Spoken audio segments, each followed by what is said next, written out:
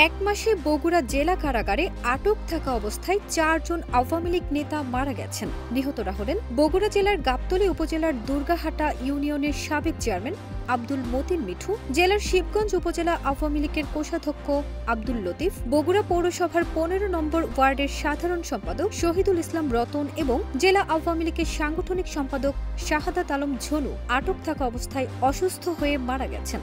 ওয়ালটনের পণ্য কিনে জিতে নিতে পারেন নগদ ২০ লক্ষ টাকা। Double million offer! Walton fridge কিনে পেতে পারেন ২০ লক্ষ টাকা। রয়েছে কোটি কোটি টাকার নিশ্চিত উপহার। কারাসূত্রে জানা গেছে, নাশকতা কিংবা হত্যা মামলার আসামি হিসেবে তাদের আটক করা হয়েছিল।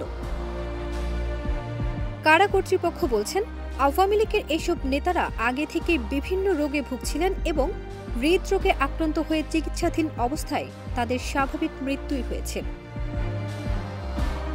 তবে নিহতদের একজনের সন্তান বিসিবিকে বলেছেন, তার বাবা কখনোই হৃদরোগে আক্রান্ত ছিলেন না এবং কারাগারে যখন তারা সাক্ষাৎ করতে গিয়েছেন তখনও কোনো অসুস্থতার কথা তার বাবা তাদের জানাননি।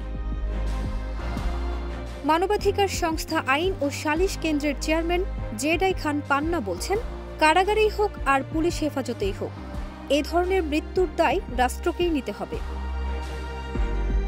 প্রসঙ্গত, আন্দোলনের মুখে গত ৫ই আগস্ট শেখ হাসিনা সরকার পতনের পর থেকে ঢাকাসহ সারা দেশে বিদায়ী সরকারের সঙ্গে সম্পৃক্ত ছিলেন কিংবা আওয়ামী লীগের নেতা ছিলেন এমন বহু মানুষকে আটক করেছে আইনশৃঙ্খলা রক্ষাকারী বাহিনী।